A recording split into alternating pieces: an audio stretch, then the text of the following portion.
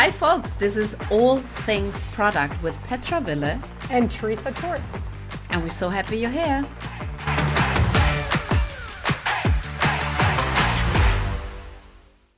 Teresa, Happy New Year. Petra, Happy New Year. Oh, it's so amazing to be back in 2026. I still need to practice the writing. I know. I just did my update all the places like on my website.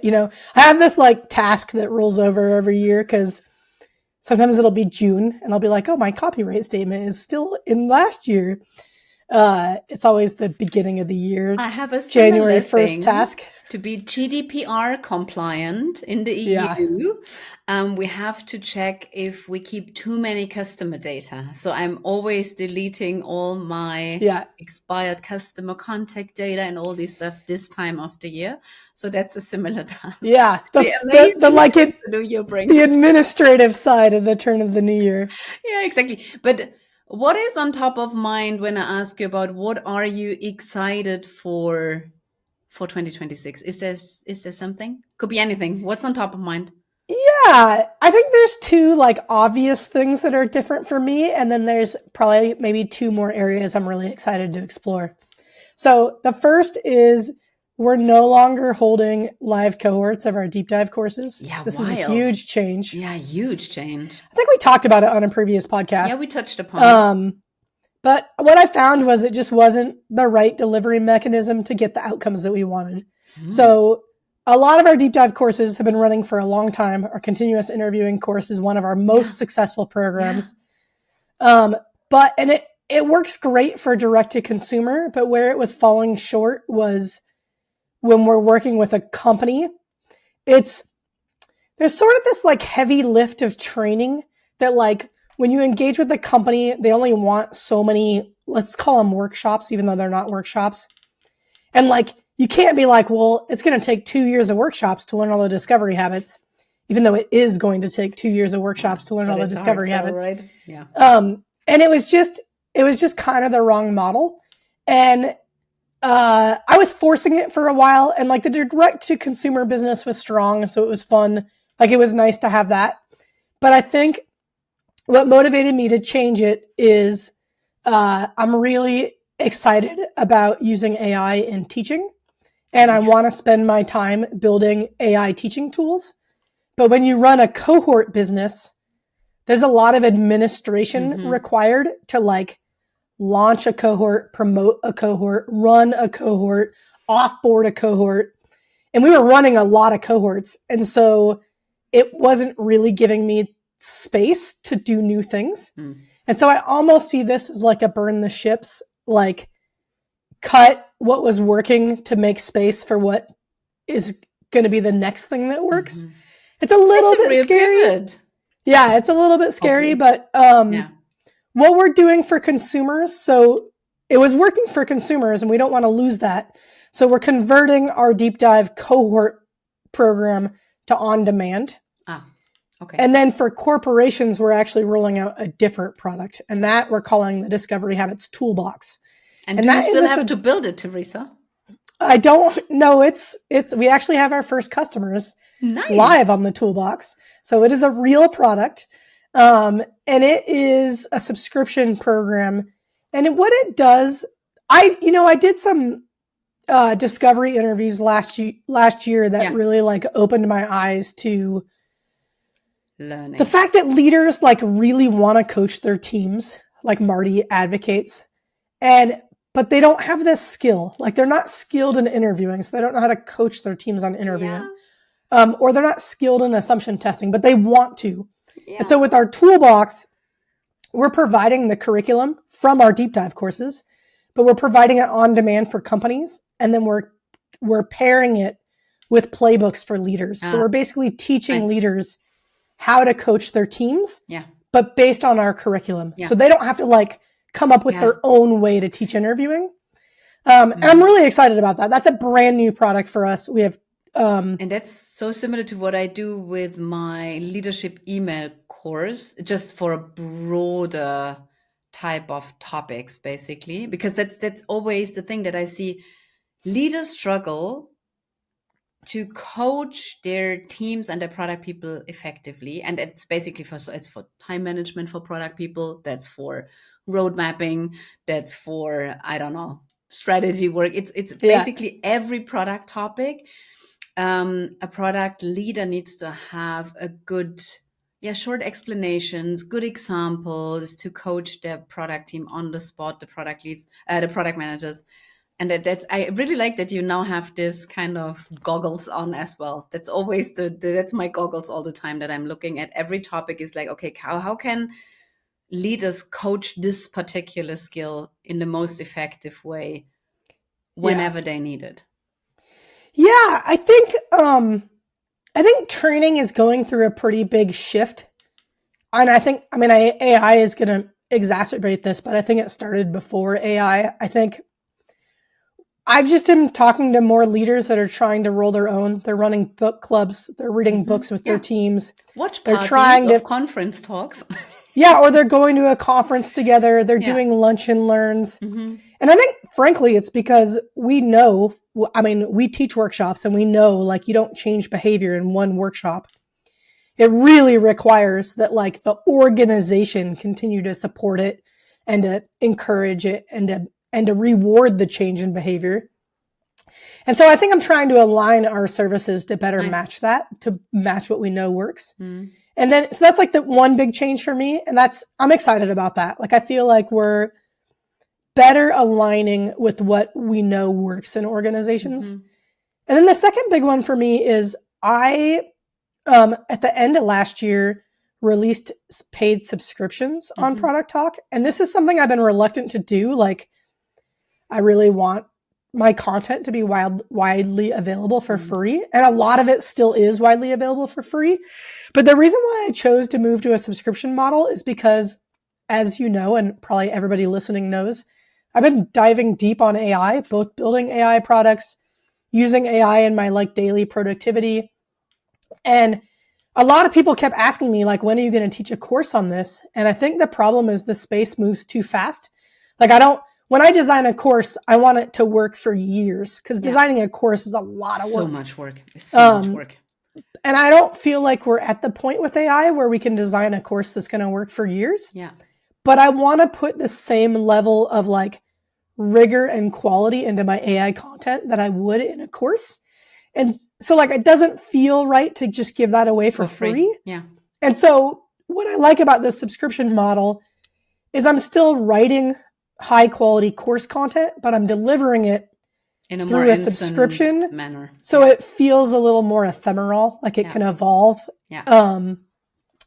So that's the other thing I'm excited about. And then as part of both of those things, I'm going to continue to build AI tools. So on the subscription side, where I focus a little more on personal productivity, I'm starting to release Claude Code plugins for people based on the workflows I build.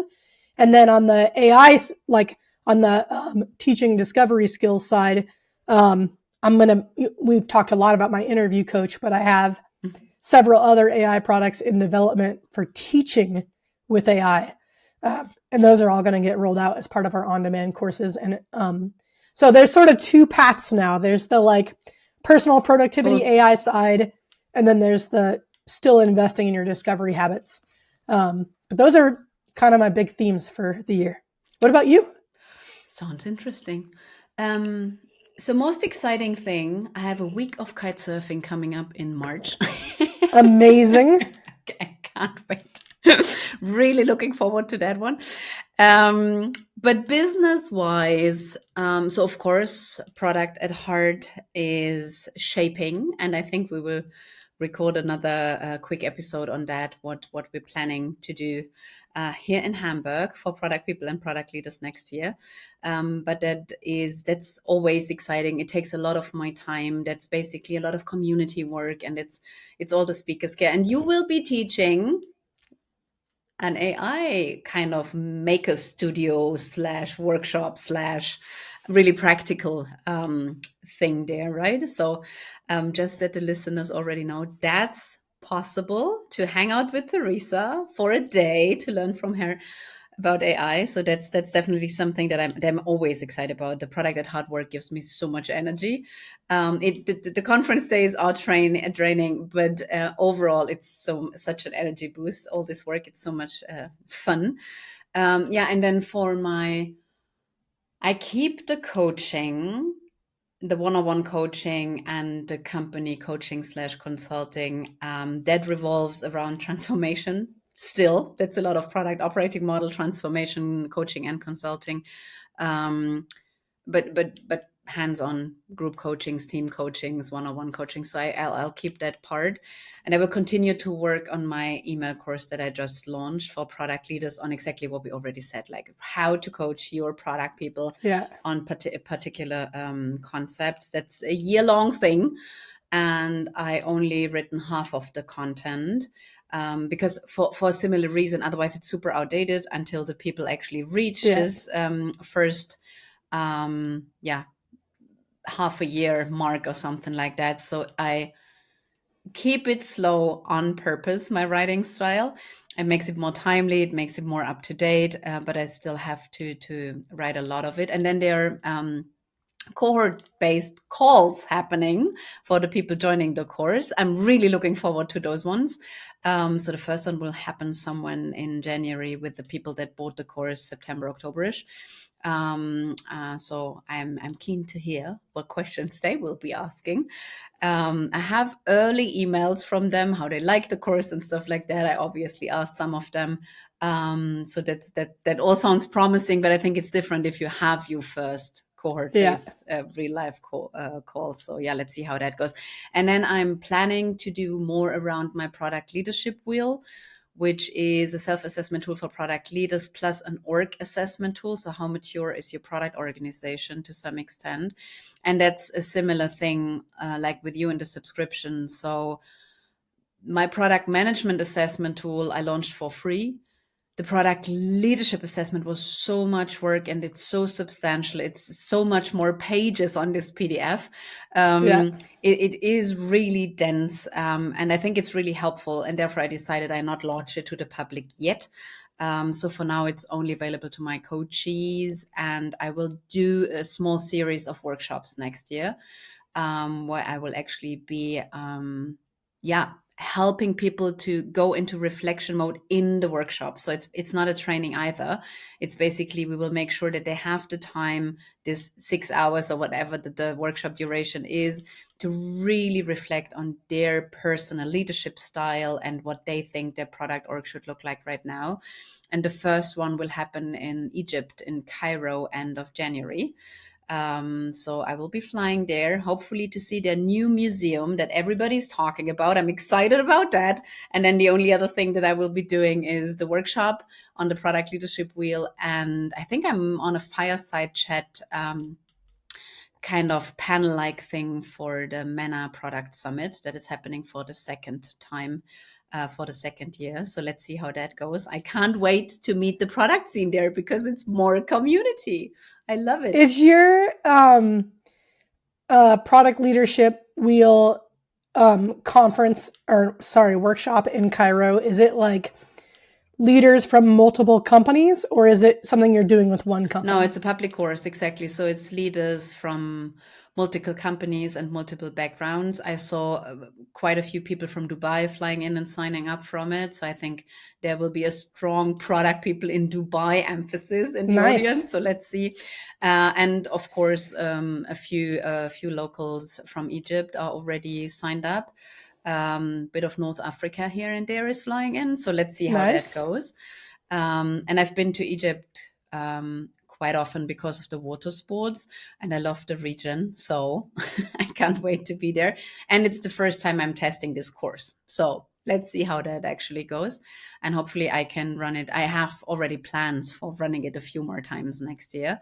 So for me, it's all around the course, and then that's more content creation. And then it's the product leadership wheel to help leaders reflect on their leadership style and their community. And on the learning side, because you do a lot of the AI stuff, I'm planning to join you on that even more in the future. I already do a lot, but Cloud Code definitely is my new playing ground as well.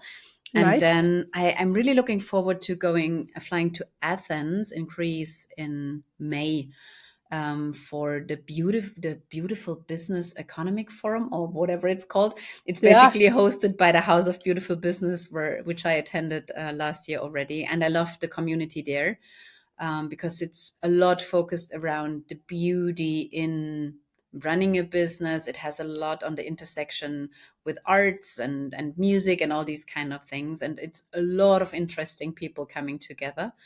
And this time, I think it's a 5-day thing. So it's a big time commitment.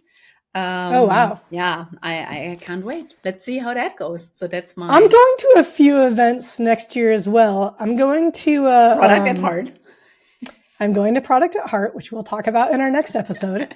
I'm also going to a content marketing conference. I don't remember the name of it off the top of my head, but Melissa actually introduced me to it. Our editor. And we're both going to be going together in late February. So that will be fun. It will be a great, it's a kind of conference where people that run newsletter businesses share what's working and what's not working. And so it kind of supports my subscription content side of things. And I am finding it's really important to just go be an attendee at something where I can just learn and get away from my day to day. And then it's super fun to do it with Melissa. For listeners that don't know, Petra and I both use the same editor, Melissa Suzuno. And Melissa and I used to go to the same conference for years and years. And then the conference ended and we've been looking for what's the replacement? But the replacement sounds different to what you originally went to. It totally is. But we're really just looking for an excuse to get together every year in person. So that'll be fun. And then the big open question for me for the year is around the right go-to-market strategy for my AI tools. So a lot of them are being developed to support our courses. And so obviously one of my go-to-market strategies will be to release them through my courses. I partnered with Vistally. We're looking at integrating some of the tools in Vistally as well. But I'm also starting to play with, should I be releasing them myself publicly and letting people try them? Because I think there's... And how much customer care that involves? Okay, so there's a lot of questions here. But I think there's... With some of the tools that I'm building right now, so with the interview coach, it's really clear, this is giving you feedback on your interview. This is a teaching tool. It's not doing the interview for you. But as I get into things like our interview snapshot course, I'm going to teach you how to create an interview snapshot. But I'm pretty darn close to having an AI tool that creates a pretty great interview snapshot.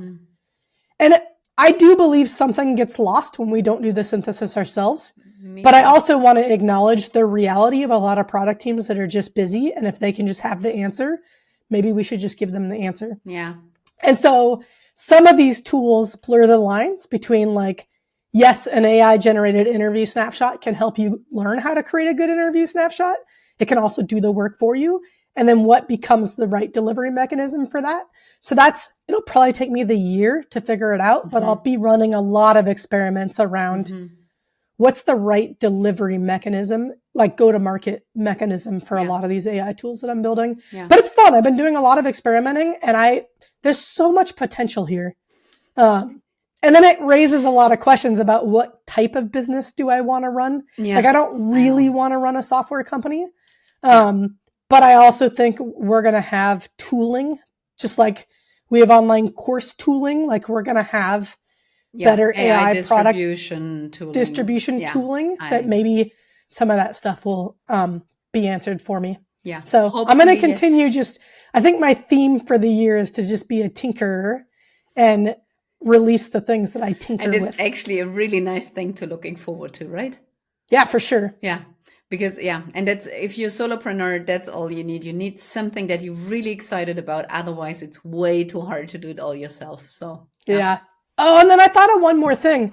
Oh. I'll try to keep this brief. But one thing that one of my Claude Code workflows unlocked for me is I have a much better system now for staying current on academic research related to my work. Nice. And I'll give you an example. There's one area that I'm really intrigued by. My first reaction to this, in fact, we did an episode on this, was yuck. and I'm coming around. So there's this whole realm of like synthetic users. Can AI simulate human behavior? I have been diving deep on the studies on this. I'm going to tell you right now, the answer is no. Not yet. It's probably not yet. I am very intrigued by this space, and I think there's potential there. But it's really fun to dive deep. Like I, especially with Claude, I can ask, like, when I'm reading an academic paper and I don't understand all the statistics, I can actually now ask questions and learn about them and like really do a better job of vetting. Is this a valid study? Like, where are their gaps? I have a really rich understanding now of like literally the academic space and what studies have been done. And, you know, you get to a point when you do a literature review where you see who people are citing and you're like, oh, I've read that paper. Exactly. So you have, right? And so I'm going to roll some of this into my subscription business. I'm going to be releasing I'll do a blog post about this, but I'm going to do a much deeper, almost like what you get from these like research report companies, just to help people with like what's real in this space. Because I can tell you right now, the companies that are offering these services are making really bold claims about this being validated by academic research. It's not true. Like, we're not there yet. And I do think like there's something really compelling here, but it's just too early. Like, it's compelling at the academic level. It's not compelling yet at the industry level. And I see that across the board, like across the Discovery Habits. We have all these vendors making ridiculous claims. And so I want to, like, as part of this subscription, roll out these like reports that help people be more educated buyers of these tools. That's, by the way, the hard part about curating a conference these days with all these, we're doing a lot with AI. And then if you scratch the surface, not so much. And that's maybe for the next episode now. This comes up in my podcast. I've interviewed teams and been like, I can't release your episode. Like, my interview uncovered there's no AI there. It's awkward. I'm getting better at vetting teams ahead of time, but it's tough. Us too, curation-wise. So maybe we should wrap that up. That was a nice start to the year, I'd say, Teresa. Thank you. Yeah, Happy New Year, everybody. Let us know what you're excited about this year. Yes, We're still hoping for comments. Love to. Even if it's not kite surfing, it would be fine as well to us. Next time. See you, Teresa. Thanks, Petra.